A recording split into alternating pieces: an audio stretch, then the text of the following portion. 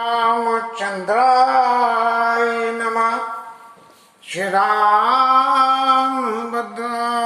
नमः। श्री सीतारामाय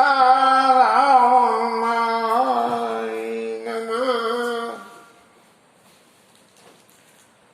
कल की कथा के लिए कुछ विशेष रिकॉर्डिंग करके वो तालमाला का तबला बजा के कुछ प्रयास करी थी, तो पता नहीं क्या कोई मुहूर्त शुद्ध नहीं था, क्या हुआ। पूरी तो रिकॉर्डिंग हुई लेकिन इसमें आई नहीं, कहाँ कौन सा बटन दबाना भूल गए। आज फिर इसीलिए पहले एक बार ट्रायल कर लिया कि करके देख लें भाई हो रही है कि नहीं हो रही है तो क्या है। ये सुख तो बहुत भारी है इसे तालमाला से। जो ओरिजिनल क्लासिकल म्यूजिक है उसका मजा आता है, जैसे ये बज रहा है।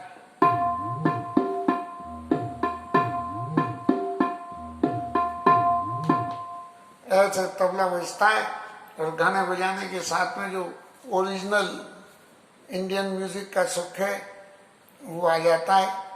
और इसमें तो अब तक दसियों साल से तो तोड़ मोड़ के बजाते रहे कि भैया कौन ऐसा करेगा, लेकिन इस भजन साधना में कुछ थोड़ा सा मन लगता रहे।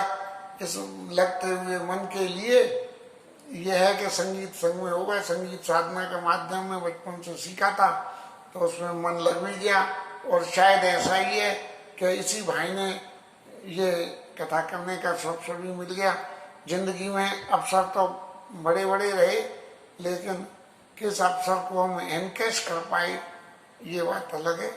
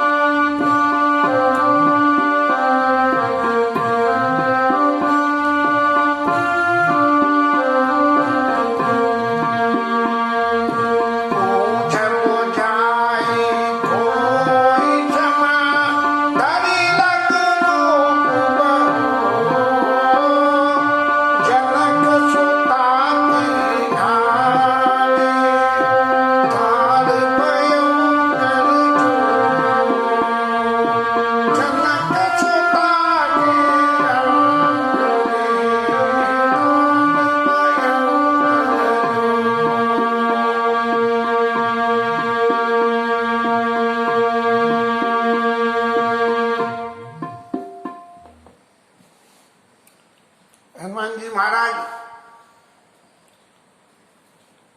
समुद्र में कूद के अपनी पूंछ को बुझा लिया। ये पूंछ का बुझाना तो महज एक अदाकारी थी। अब हनुमान जी पवन के पुत्र हैं और पवन महाराज चाहते तो वहीं से ही बुझा देते पूंछ को इतनी जोर से, क्योंकि बड़ी पूंछ कीन कभी खेला और फिर जब छोटी रूप करके गए और इधर से उधर कूदे तो छोटे रूप में तो पूंछ जरा सी रहेगी तो बुझने में कितनी देर लगती। लंबी चौड़ी आग बुझने में तो हवा से बढ़ती है, लेकिन छोटी आग तो हवा से हाल बुझ जाती है। और हनुमान जी महाराज ने तो करा भी ये था कि छोटा रूप धर के इससे उस पर कूद, उस पर उससे कूद, उस पर उससे कूद, ऐसे कूद कूद के उन्होंने जो है सबले में आग लगा दी। क्योंकि जो तेल और कपड़ा जो था, जब पूंछ छोटी करी होगी हनुमान जी महाराज ने तो वो सारा तेल और कपड़ा कहाँ गिरा होगा, वहीं तो उन्हीं जी रावण महाराज की राजधानी की जायदादों पर गिरा होगा। और फिर वो जलने लगा। तेल और कपड़ा दोनों चीज मिल जाए तो आग क्या सही ढकती है। तो पूछ बुझाई कोई क्षमा धरी लग रूप बहोर, जनक सुता के आगे ठाड़ भयो कर जोर। माता जानकी के आगे हाथ जोड़ के हनुमान जी महाराज खड़े हो गए हैं और फिर उनसे अभिनय कर रहे हैं। माँ तुम होई दी जय कछुचीना, जैसे रघुना यक मोहि दीना। हे माता आप मुझे कुछ दीजिए, और ऐसा चिन्ह दीजिए जैसे राम जी ने मेरे को अंगूठी दी थी, कि जो कोई दूसरे को पता ही नहीं हो कि वो अंगूठी है कैसी और क्या है, जिससे पहचान जाओ। तो मैं प्रभु के सामने जाके इस बात की गवाही दे सकूं कि देखो महाराज आपने दी थी, वो माता ने पहचान ली और माता ने दी, अब आप पहचानो कि आप पहचानते हो कि नहीं।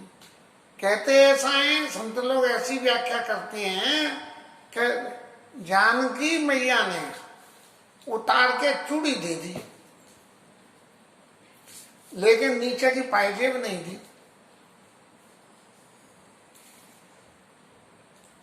लक्ष्मण जी की निगाह चरणों पर रहती थी तो वो पायजेब को पहचानते थे, इसलिए लक्ष्मण जी की सहायता की कोई ऐसी जरूरत नहीं पड़े, तो हमने चूड़ी दे दी ऊपर ही ऊपर। महाराज सीधे पहचान नहीं। राम जी तो पूछते, राम जी लक्ष्मण जी तो एक स्वरूप है, एक दूसरे से पूछते, अरे लक्ष्मण तुम पहचानते हो क्या, वो जो आभूषण मिले थे कहाँ, तब जो है राम जी ने पूछी थी क्या गले का कहाँ का मिला था, तो लक्ष्मण जी ने पूछी थी कि लक्ष्मण जी से राम जी ने पूछी थी कि तुम जानते हो। बोले महाराज मैंने तो जो है माता जी के चरणों को देखा है, मैंने ऊपर तो देखा ही नहीं, तो मैं जानू कैसे। हाँ, कई हरि नाम दीन पटदारी, ऊपर से वस्त्र बोले इस वस्तु को पहचानते हो क्या। चूड़ा मणि उतार तब दयऊ, और हर्ष समेत पवन सुत लयऊ। चूड़ामणि उतार के दे दिया, हनुमान जी महाराज ने बड़ी खुशी से ले ली कि अब मेरा काम सब पक्का हो गया। कहे उतात अस मोर प्रणाम, सब प्रकार प्रभु पूरन काम।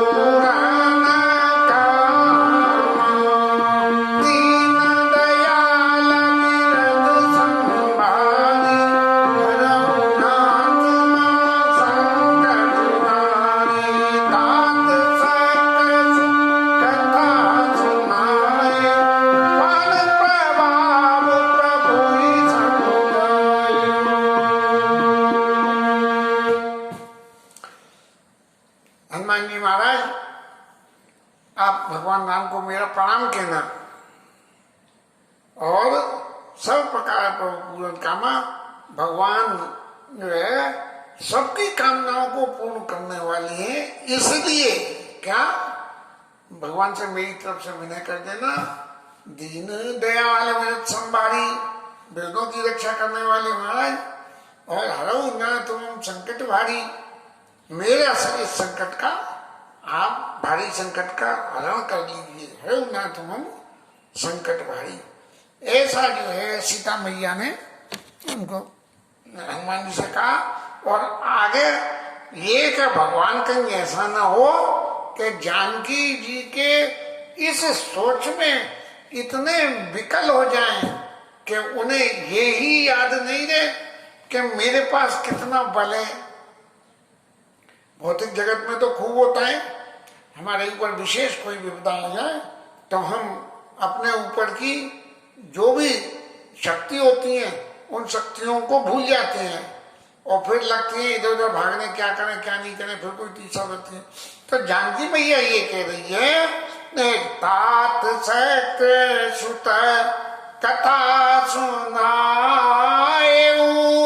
इंद्र के पुत्र जयंत की कथा समझाना और कहना कि बाण प्रताप प्रभु ही समझाएऊ। अरे महाराज तुम्हारे बाण में तो बड़ा प्रताप है, बिना फल के एक बाण मारा था तो जयंत 3 लोगों में, रावण को भी एक बाण मार दो भाई, ऐसी क्या बात है। और फिर एक बात और कह देना कि रावण ने मुझे जो है जो वो लिमिटेशंस दिए तो उसी लिमिटेशंस के बूते पर मैं क्या कहूं, मास दिवस माओ नाथ न आवा तो पुनि मोई जियत नहीं पावा। एक महीने में अगर आए आप महाराज तो आप मुझको जिंदा नहीं पाओगे। और फिर हनुमान जी महाराज से प्रार्थना करने लगी, कहूँ कभी कहीं विधि राखो प्राणा। जैसे तैसे तो महाराज तुम्हारा आधार मिला था कि इतने दिन अपना कोई जानचीन वाला मिल गया। तुम तात कहत अब जाना तो देख शीतल मई छाती और पूर्णिमा का सो दिन सोई राती। वही दिन और वही रात हो जाएंगे कि हर वक्त भगवान के नाम को जपते रहो और इधर उधर से जो कोई भी कुछ कह जाए उस सबको सुन लो। हालांकि रावण की व्यवस्था में ये बिल्कुल नहीं था कि कोई भी सीता जी को उनकी साधना में डिस्टर्ब करे। लेकिन चलत जनक सुतहि समुझाई करी बल बोले से बहुबात चरण कमल सुना। जनक सुतहि समुझाई करी बहु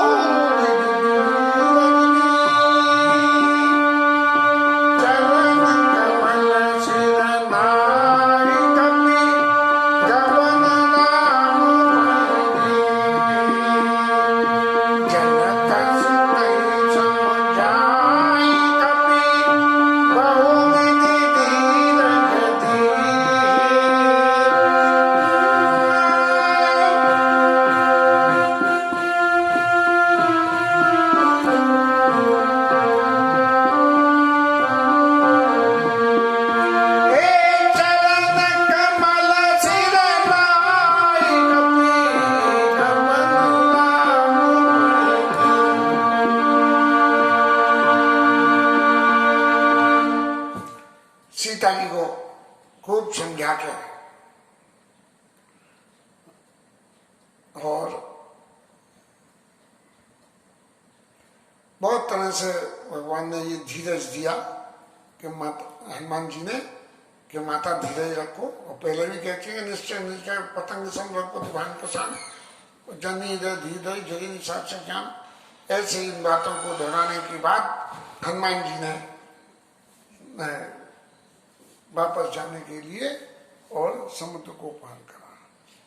अब जब हनुमान जी महाराज आए थे तब तो छोटे होकर छुप के आए थे और जाते जाते क्या करा, जाते जाते ऐसी सिंह गर्जना करी चलत महादुनी गर्जे सी भारी गर्व से बाई सुनी निशीचर नारी। हनुमान जी महाराज ने जो जिनमें मारा तिनमें मारे, उन्हें तो मार दिया। उन्होंने कहा जो कुछ हुआ सो हुआ, अब आगे और राक्षस पैदा नहीं हो लंका में, तो इसके लिए क्या करो। इतनी जोर से गर्जना करी।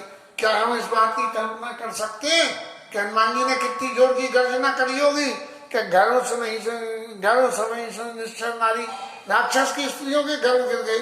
आखिर वो कितनी जोर की होगी, कान के पर्दे भी फट गए होंगे। घरों के अंदर इतनी आवाज चली गई, इसका मतलब कान के पर्दे भी लोगों के फटे होंगे।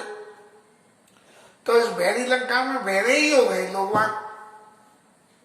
ऐसे हनुमान जी ने गर्जना करी और नागी सिंधु पार आवा और सपद किला कपि सुनावा। उधर से इस पार आ गए और फिर जैसे यदि मैंने तो हमें तो रोज दर्शन हो जाते हैं ये हनुमान जी की वंशावली के, एक दूसरे को खींची खींची करते हैं। तो सपद किला कपि सुनावा, सब लोगों को ऐसे अपनी खींची खींची करी तो सब बंदर समझ गए। हर से सब बिलो के अनुमाना और नूतन जन्म कपिन कर जाना।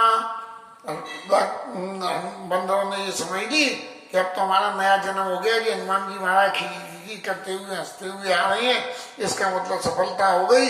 और मुख प्रसन्न तन तेज विराया कीन रामचंद्र कर काजा मिले सकल तिभय सुखारी और तलपत मीन पाव जिम्मेदारी।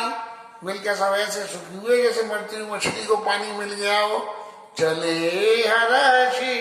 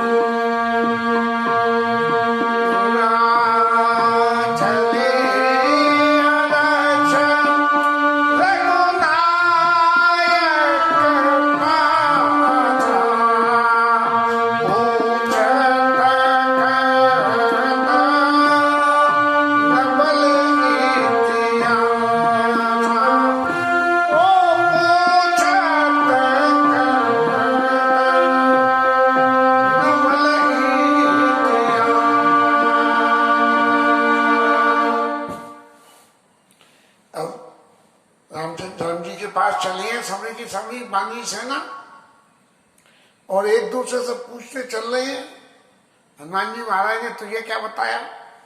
पूछा तो कहते नवल इतिहास, जिसने जो जो देखा जो जो सुना वो एक दूसरे को बता रहा है। तब मधुवन में भीतर सब आए, अंगद सम्मत मधुफल खाए। मधुवन के भीतर आए और वहां फल फूल लग रहे होंगे और सबने जो है बंदों ने हंसी खुशी के मारे इतने दिन तो बिना खाई पिए समुद्र किनारे बैठे रहे, तो वहां के मधुफल खाए और रखवारे जब वर्जन लागे, मुष्टि प्रहार हनत सब भागे। इसका मतलब मुझे तो ऐसा लगता है कि समुद्र के इस पार जो धरती थी वो तो उपजाऊ थी और समुद्र के बीच में जो धरती होती है वो उपजाऊ नहीं थी। तो इसलिए रावण ने समुद्र के इस पार की मिट्टी में पेड़ पौधे लगाए थे और उस पर रखवारे रखे। जब वो वहां से लंका में खूब आग लगी और खूब करकरा के लौट के आए तो उन्होंने कहा यहाँ देखो, जाते वक्त तो उन्हें राम काय ले ली मन विश्रा तंत्र छोटा, तो इसलिए उन्हें वो मधुवन नहीं दिखा। लेकिन लौटते में जब वो काम हो गया तब उन्हें मधुवन दिख गया। अंगद सम्मत मधुवन खाए, सब लोगों ने खूब फल खाए। जाई पुकारे ते सब बनु जार युवराज, सुन सुग्रीव हर्ष कपि कर आए प्रभु काज। वहां जाके किसी ने खबर दे दी कि वो तो मधुवन को सौरे को उजाड़ दिया गया है। नहीं, मैं कुछ गलत सोच रहा हूँ, ये मधुवन कहीं और है जो देवताओं से संबंधित है, ये राक्षसों से संबंधित नहीं है। मैं गलत सोच रहा हूँ। ऐसा तो राम जी माफ करें, कोई गलत बात निकली तो। जो न होती सीता सुख पाई और मधुवन के फल सकई की खाई। मधुवन के फल कैसा खा सकते हैं यदि बिना काम करे गए। ए विधि माना विचार कर राजा, आई गया कपि सहित समाजा। इसी सुग्रीव महाराज ये विचार कर रहे थे और तभी जो है बंदरों का पूरा समय आ गया। आई सब ना वहीं परदसी मिले उत्सवनी अति प्रेम कपीसा। मिले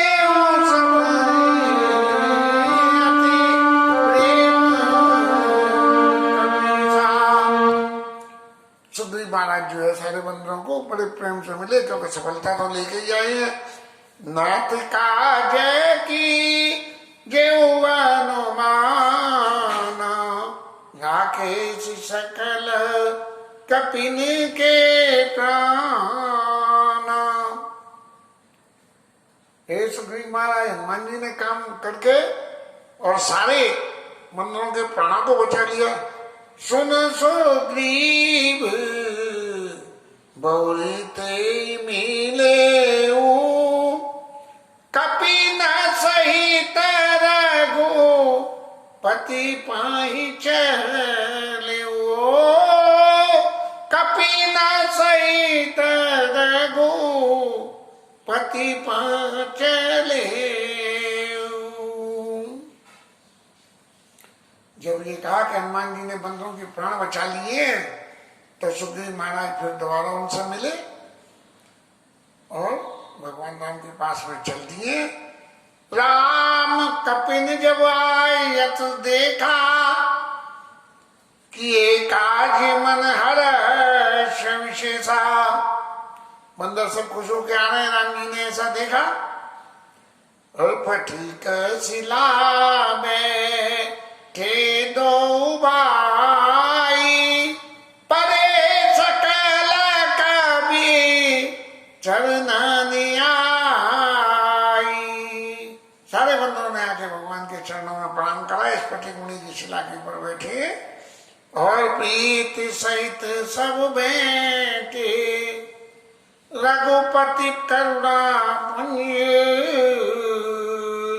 भुज उठाई उड़लायो, पूछी कुशल नाथ अब कुशल देखी पद कंगी। पूछी कुशल नाथ अब कुशल देख पद कंज। हनुमान जी मिले और भगवान ने कुशल पूछी कि हे हनुमान, आप कुशल तो हो? बस हनुमान जी ने एक ही बात कही, महाराज तब लगे कुशल न जीव कहूं, सपने मन विश्राम। जब लगे भजत न राम कहूं, और शोक धाम तेरी काम। आपके काम के लिए हम तो जा रहे थे, तो हमें तो कुछ पता ही नहीं था, लेकिन अब आपने पूछ लीजिए कैसे हो, तो हमारी कुशलता का सबसे बड़ा कारण यही है।